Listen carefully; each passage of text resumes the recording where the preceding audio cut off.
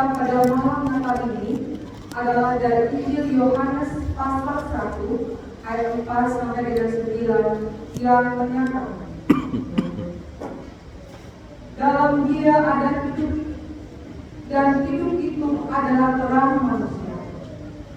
Terang itu bercahaya di dalam kegelapan, dan kegelapan itu tidak menguasainya. Datanglah seorang yang diutus Allah, namanya Yohanes. Dia datang sebagai saksi untuk bersaksi tentang terang itu, supaya melalui Dia semua orang menjadi percaya.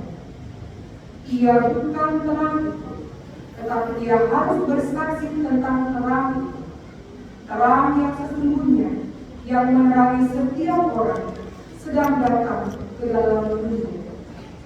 Demikianlah pembacaan Alkitab. Hendaklah perkataan Kristus diam dengan limpahnya di antara kamu, dan ucaplah syukur kepada Allah.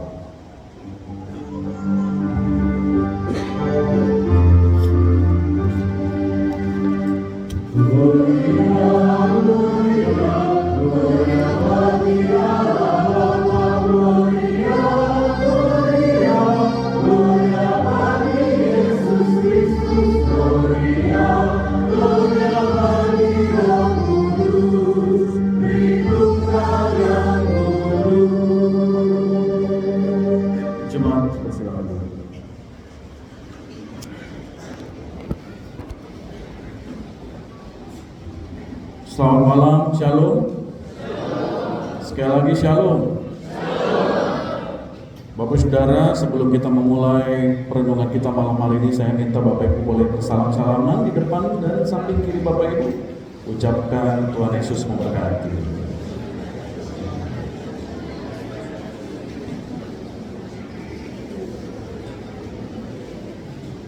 Sudah?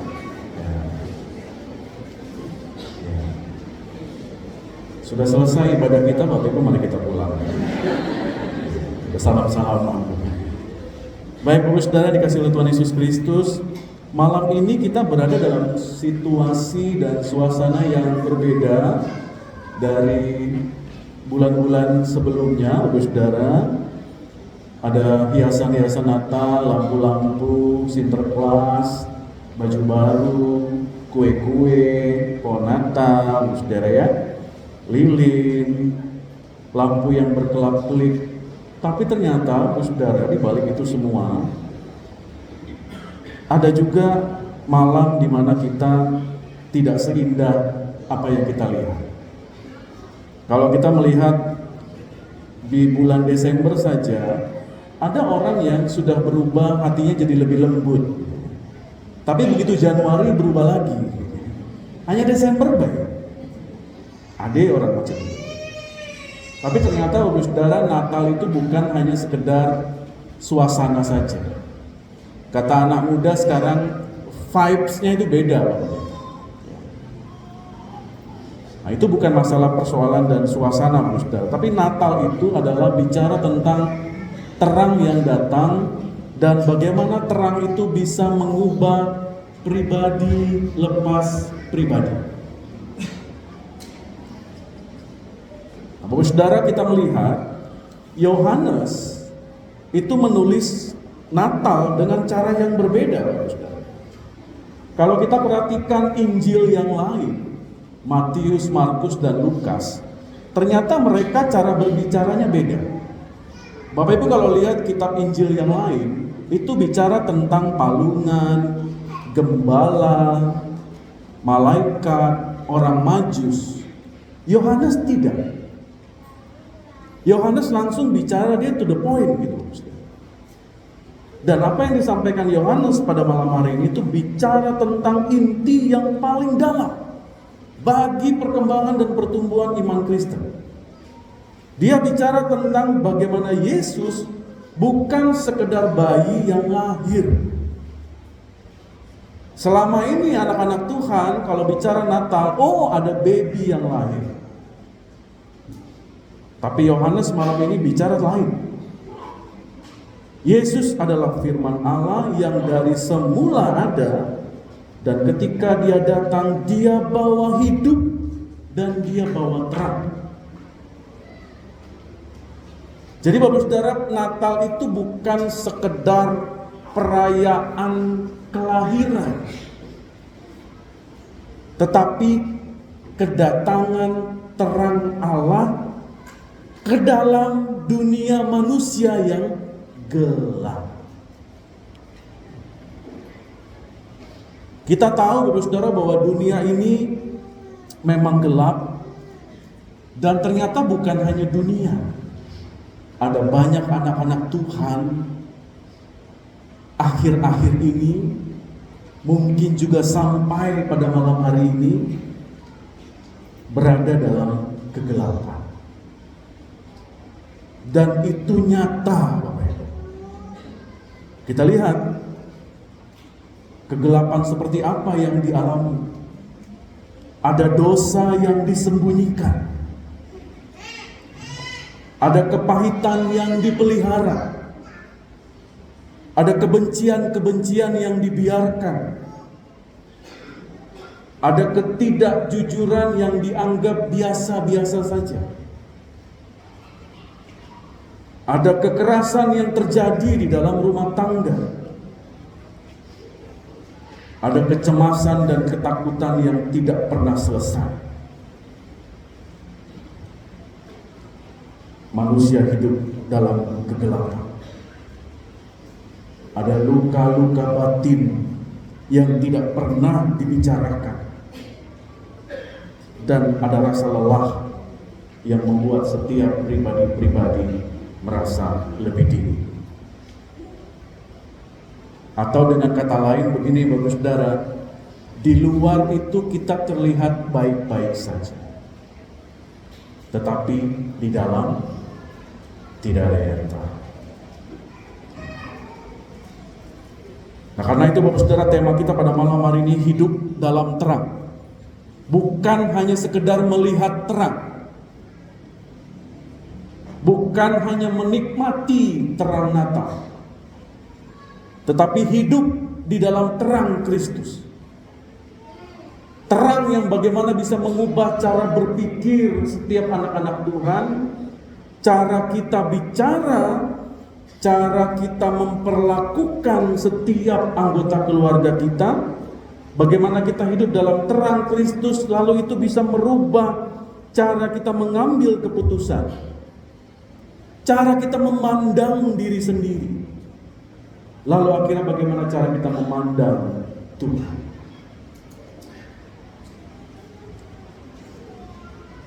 Firman Tuhan Bapak Saudara di ayat 4. Kita baca sama-sama, 1, 2 ya. Dalam Dia ada hidup, dan hidup itu adalah terang manusia. Ini kalimat sangat penting, Bapak Ibu harus garis bawahi di dalam Alkitab Bapak Ibu. Karena terang Kristus bukan sekedar penerangan saja, tapi hidup. Apa maksudnya nih Pak Pendeta? Artinya begini Bapak Saudara, tanpa Kristus manusia masih bisa tetap bekerja, bisa. Tanpa Kristus manusia masih bisa tetap tertawa, tetap bergerak.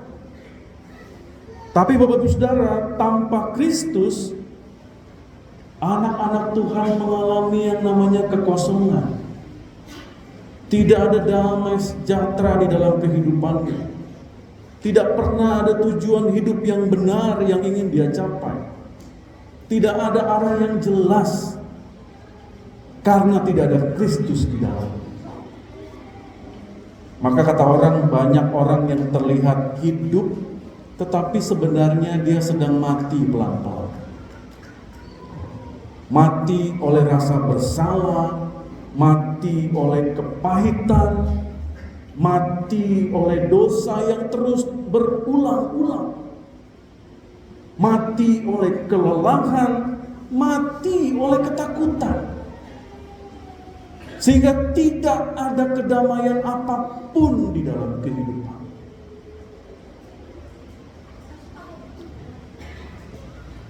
Tetapi itulah kabar Natal bagi kita Bapak Saudara untuk malam hari ini. hidup itu datang, terang itu datang, maka ayat 5 berkata, terang itu bercahaya di dalam kegelapan, dan kegelapan itu tidak menguasai. Perhatikan Bapak Saudara, Alkitab tidak berkata kegelapan itu tidak ada, nggak ada itu gitu. Alkitab mengakui bahwa kegelapan itu ada. Masalah itu ada. Dosa itu ada. Pergumulan kita itu ada. Tetapi Alkitab juga berkata kepada kita bahwa kegelapan tidak menguasai terang. Terang Kristus itu tidak bisa dipadamkan oleh kegelapan. Kita harus tahu konsep ini dulu, Bapak Saudara. Sehingga pada saat kita berkata di dalam hati, Pak Pendeta, hidup saya ini sudah gelap. Mau gimana lagi? Kita harus telusuri, Bapak Saudara, bahwa bisa saja gelap itu karena rasa bersalah kita. Ada dosa yang tidak pernah kita bereskan. Bisa jadi gelap itu karena relasi. Hubungan suami dan istri yang tidak selesai pertengkarannya. Suami istri susah bicara. Orang tua dan anak sepertinya jauh, padahal satu rumah. Bisa saja gelap itu karena masa depan. Kita khawatir akan ekonomi, kita khawatir akan pekerjaan, kita khawatir akan kesehatan. Maka firman Tuhan malam ini Bapak Saudara bukan datang untuk mempermalukan setiap pergumulan anak-anaknya. Tetapi firman Tuhan datang untuk berkata kepada kita bahwa terang itu sedang bercahaya di dalam kegelapanmu, dan gelap tidak menguasai kita. Kita baca ayat 6 sampai 8, Bapak Saudara. 1-2 ini. Datanglah seorang yang diutus Allah, namanya Yohanes. Dia datang sebagai saksi untuk bersaksi tentang terang itu, supaya melalui dia semua orang menjadi percaya. Ia bukan terang itu, tetapi ia harus bersaksi tentang terang itu. Yohanes memberikan bagian yang menarik, Bapak Saudara. Ini mengandung pelajaran besar bagi kita. Karena ada banyak hal di dunia ini yang tampak seperti terang, tetapi sebenarnya itu bukan terang yang sejati. Saya mau katakan begini Bapak Ibu, anak-anak Tuhan akhir-akhir ini seringkali mencari terang di tempat yang salah. Uang, jabatan, popularitas, pengakuan orang, kesenangan, hiburan, bahkan kadang kegiatan rohani yang dianggap sebagai formalitas. Lalu kita menganggap semuanya itu terasa bisa menerangi kita hanya dalam waktu yang singkat, tapi tidak pernah memberi hidup. Analoginya sederhana. Bapak Ibu, kita punya lampu hiasan Natal yang indah, yang terang, yang berkelap-kelip. Bapak Ibu tahu apa yang terjadi pada saat tokennya habis, listriknya mati? Semuanya padam, semuanya gelap. Lampu hias ini memang semua terasa bagus, tetapi sekali lagi dia bukan sumber terang yang sejati. Ini penting bagi Bapak, bagi kita semua, Bapak Saudara, terkhusus di ayat 9. Ayat akhir yang kita baca. Mari kita baca sama-sama, Bapak Saudara. Ayat 9. 1-2 ya. Terang yang sesungguhnya yang menerangi setiap orang sedang datang dalam dunia. Kata setiap orang di kalimat ini, Bapak Saudara, itu adalah bagian yang paling menarik untuk kita boleh pahami. Karena Natal itu bukan milik orang yang merasa paling sempurna. Natal itu bukan milik orang yang paling merasa paling hebat di dunia ini. Ya.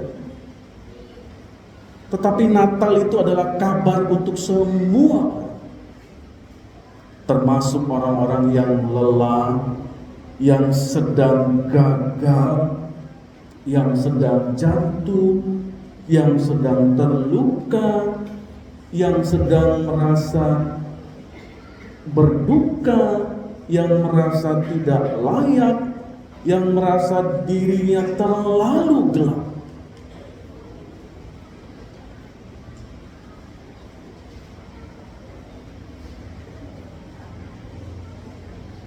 Maka terang itu hadir bersama dengan orang-orang yang ada di dalam kegelapan dengan saudara.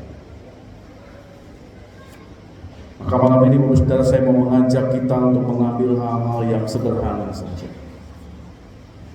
Saya mengajak kita untuk mengambil komitmen, sehingga Bapak Ibu setelah pulang dari pintu gereja ini, ada satu hal yang Bapak Ibu akan bawa pulang. Dan saya mau mengajak kita untuk mengambil langkah-langkah yang sederhana. Saya tidak mau Bapak Ibu Saudara pulang dari gereja ini karena menganggap Natal ini hanya sebagai acara formalitas. Tetapi jadikanlah malam Natal ini menjadi awal pembaharuan pribadi kita. Yang pertama, Bapak Ibu harus terima terang itu. Bapak Ibu harus berkata di dalam hati bahwa Tuhan Yesus, aku mau menerangi hidupku, aku mau Engkau memimpin hidupku. Kenapa poin pertama ini penting, Bapak Ibu? Karena anak-anak Tuhan belakangan ini merasa bahwa dialah yang paling hebat. Dia tidak membutuhkan siapapun, karena dia mampu, dia kuat, dia hebat, sehingga dia lupa sumber terang itu siapa.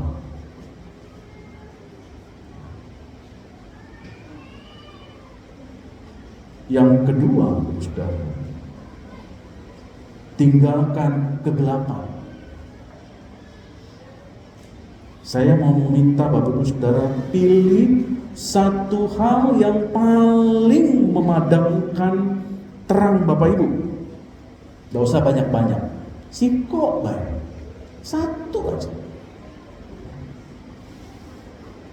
Bapak Ibu suka melakukan kekerasan, suka berkata-kata kasar, berhenti.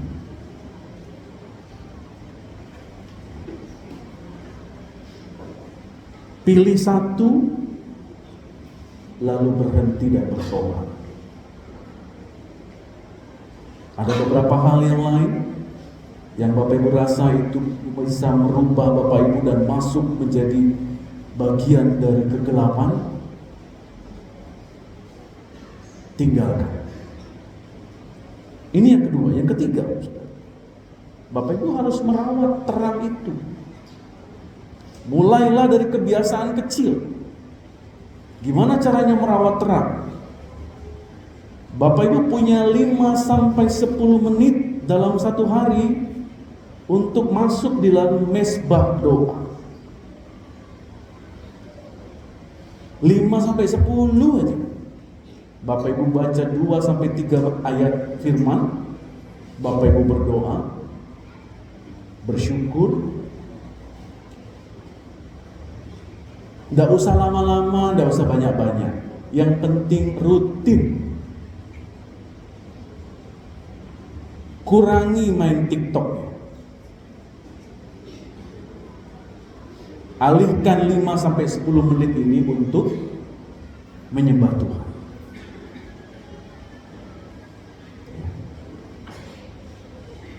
Sehingga Bapak Ibu Saudara, kalau kita punya kebiasaan-kebiasaan kecil ini, maka kita bisa meminta Tuhan memimpin kita untuk mengambil keputusan-keputusan harian dalam keluarga Bapak Ibu. Jangan langsung merasa bahwa hari ini berdoa, besok langsung terjadi hal yang amazing. Ya bisa saja sih memang, apapun bisa terjadi. Tapi kan bukan itu yang kita cari.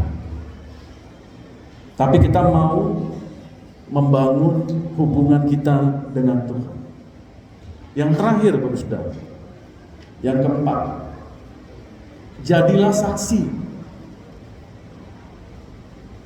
Di rumah kah, di tempat kerja kah, di lingkungan kah? Supaya apa? Supaya orang bisa merasakan terang yang ada di dalam kehidupan kita melalui sikap, kata, dan perbuatan. Terang yang ada itu ternyata membuat kita menjadi lebih sabar, lebih jujur, lebih lembut, lebih cepat minta maaf, lebih suka menolong, lebih membawa damai. Jangan terbalik. Ngapain asal dia itu datang, bikin kita itu berkelahi semua. Tapi mendadak deh, kayak damai gitu. Jangan jadi orang yang begitu. Tapi pada saat kita hadir di tempat itu, orang rasanya kok nyaman gitu, seneng gitu.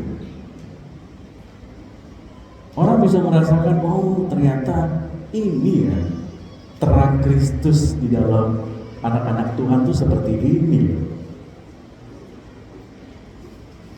Contoh, kita jadi karyawan Bapak Ibu di satu kantor atau satu perusahaan, kita lebih rajin, kita lebih suka menolong, kita datang lebih pagi. Jangan terbalik, kita datang siang, pulang lebih cepat. Gajinya sama kok Pak Pendeta. Jangan sama dengan dunia ini. Nggak ada anak-anak Tuhan. Keempat hal ini Bapak Saudara, kita dapat berkata begini pada nantinya. Pendeta, saya takut gak bisa loh Pak Pendeta. 4 hal kecil ini saya rasa gak bisa. Ingat Bapak Saudara, Kristus itu bukan hanya sekedar memberi perintah di dalam firman ini, tetapi Kristus itu memberi hidup. Jangan pernah merasa bahwa terang itu berasal dari kita, enggak. Tapi terang itu berasal dari Dia. Sehingga kalau berasal dari Dia, maka Dia yang akan memberikan kekuatan kepada kita. Amin. Bapak Ibu jangan pernah mengandalkan kekuatan sendiri. Berkali-kali saya bilang di atas mimbar ini, dan itu sudah sering kali kita temui di dalam kehidupan kita, di dalam keluarga kita. Sederhana saja Bapak Ibu. Begitu Bapak Ibu sakit aja, tergeletak di tempat tidur, minimal sakit gigi aja,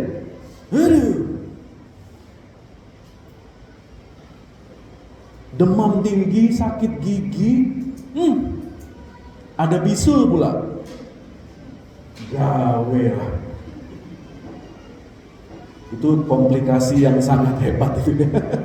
Sakit gigi, bisul, demam, aduh, minta ampun lah sama Tuhan, sakit ya luar biasa. Mau mundur lagi ke belakang, yang semua kita bisa rasakan bersama. 2021, 2022, 2023, COVID Bapak Ibu.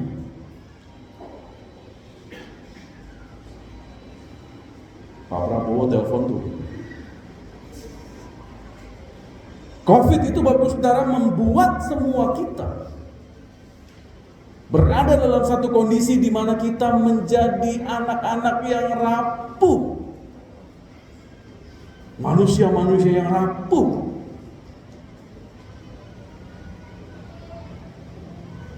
Tidak bisa bikin apa-apa kan. disuntik sana sini, dicolok kiri kanan. Gak tahu mau bikin apa. Hampir 3 tahun kita masuk dalam masa pandemi. Dan saya minta Bapak Ibu jangan pernah lupa itu loh. Karena itu adalah peristiwa di mana kita semua mengalaminya. Dan disitulah titik di mana kita merasa, oh saya bukan apa-apa di hadapan Tuhan. Dan saya hanya bisa mengandalkan Tuhan. Pekerjaan seseorang diambil, PHK. Kekayaan seseorang gak ada gunanya. Duit banyak gak bisa keluar. Duit banyak gak ada yang jualan. Di situ kita merasa bahwa bersama dengan keluarga itu mahal harganya. Karena semua harus dikarantina, masuk ke rumah sakit, gak boleh dijenguk. Orang-orang yang berduka lebih sedih lagi. Kami pernah melepaskan orang yang berduka lewat Zoom. Macam mana rasanya menangis di Zoom? Menguburkan keluarga kita yang kita sayangi. Tidak bisa datang, tidak bisa terbang. Lalu kita cuma bisa lihat di layar kaca, laptop atau HP. Wah, sedihnya luar biasa. Bapak Ibu rasakan hal itu semua kan? Itulah rasanya Bapak Saudara pada saat kita tidak bisa bikin apa-apa, lalu kita hanya bisa mau datang kepada Tuhan, Sang Sumber terang itu, yang akan memberi kekuatan kepada kita, memberikan segala sesuatunya sehingga kita bisa melangkah hari demi hari bersama dengan Tuhan. Sekuat apa kita Bapak Ibu? Kita makin hari makin tua. Nggak ada yang semakin muda, karena mahal skincare itu ya. Jadi pasti kita akan semakin tua. Sekarang orang-orang yang merasa tua apa yang terganggu? Mata, kaki, apalagi pendengaran. Ya. Nah, kalau orang yang sudah dipanggil, nah itu sudah mulai naik tuh umurnya tuh. Apa? Saya baru ulang tahun kemarin Bapak Saudara. Pada saat istri saya panggil, Pak, oh, latue. Tanah 50. Karena semakin banyak saya bilang, berarti terganggu pendengarannya ini. Ya Bapak Saudara, kita akan semakin bertumbuh, anak-anak kita semakin dewasa, karena memang itu siklus manusia. Ya, kita tidak akan hidup selamanya. Yang akan kita tinggalkan adalah legacy, warisan kita kepada anak-anak kita, kepada semua keluarga kita. Yang kita tinggalkan adalah warisannya bukan uang, bukan rumah, tetapi bagaimana kita meninggalkan sesuatu kepada mereka bahwa menjadi anak-anak Tuhan itu harus tangguh gitu. Jangan ada masalah kelepek-kelepek gitu. Baru diputus cewek aja, mabuk-mabukan gitu. Apa itu? Bukan anak Tuhan itu. Ya, cari pacar baru. Semangat. Begitu PHK, jangan langsung loyo, cari bisnis yang lain. Sehingga apa? Kita terbiasa dengan hal-hal yang positif. Bapak Ibu, kita sebentar lagi masuk di 2026. Yang kita tidak tahu seperti apa kondisinya 2026. Tetapi itulah hal yang sama pada saat kita bicara di 2024. Kita nggak tahu seperti apa 2025 kan? Tiba-tiba sudah penghujung 2025. Lalu kita berkata Januari sampai Desember kita disertai oleh Tuhan. Maka kita akan berkata hal yang sama pada saat kita masuk di Januari 2026, bahwa Tuhan yang sama yang akan menyertaiku sampai hari-hari yang akan datang. Amin. Bapak Ibu punya mindset itu berbeda. Anak-anak Tuhan tuh harus naik levelnya. Dia semakin naik levelnya, artinya dia semakin dekat dengan Tuhan. Tadi saya sampaikan apa, Bapak Saudara? Kita memahami diri sendiri, lalu kita bisa memahami Tuhan yang kita sembah. Bapak Ibu harus tahu kegelapan apa yang sedang Bapak Ibu alami sampai hari ini. Terlalu lama Bapak Ibu menyimpan dendam. Yang sakit siapa? Diri sendiri, betul. Tanya sama Pak Dokter. Orang-orang yang memendam kebencian, menyimpan dendam yang terlalu lama, lebih banyak penyakitnya dibanding orang yang happy, ketawa-ketawa. Jangan banyak iga tapi ketawa. Lah kesungai lihat pula gitu ya.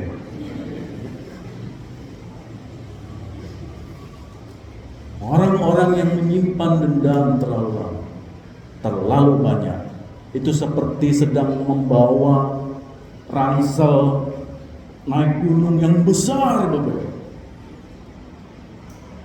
Tidak bisa tidur nyenyak, tidak pacak makan enak, bangun malam-malam, kaget tidurnya, tidak pernah bagus, suka sakit kepala, tensi naik, asam urat, mati banyak.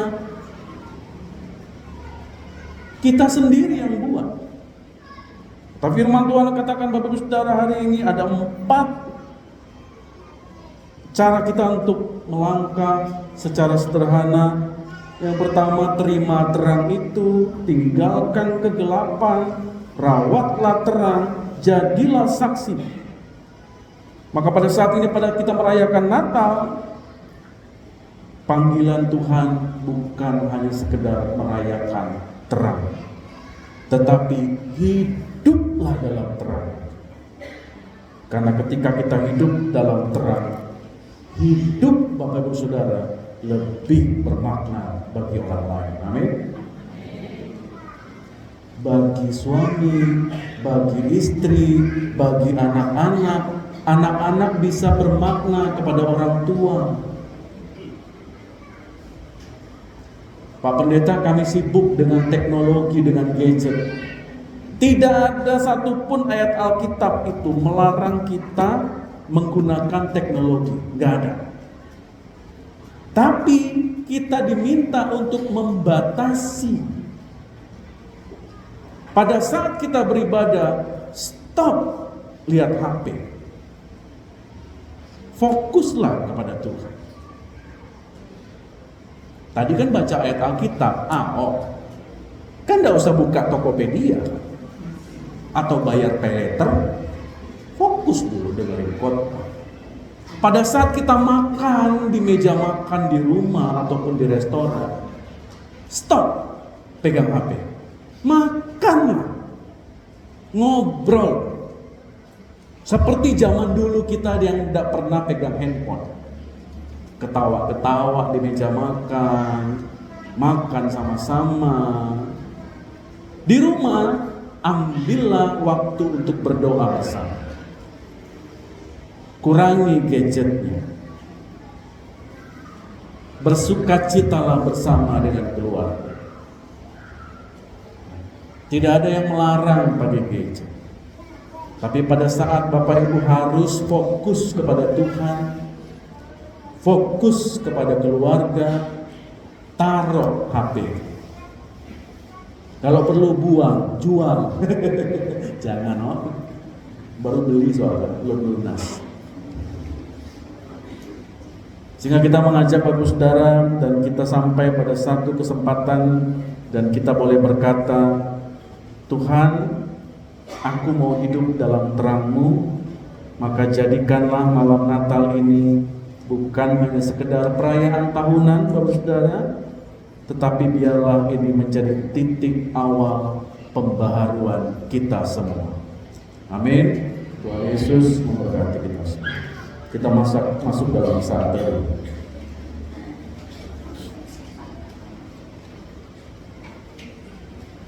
Kita akan merespon firman Tuhan, kita akan mendengarkan vokal grup Narwastu dengan judul lagu Penebus Dosa, lalu dilanjutkan dengan vokal grup Pelangi Kasih dengan judul lagu Siapkan Hati Terima Yesus. Dipersilakan.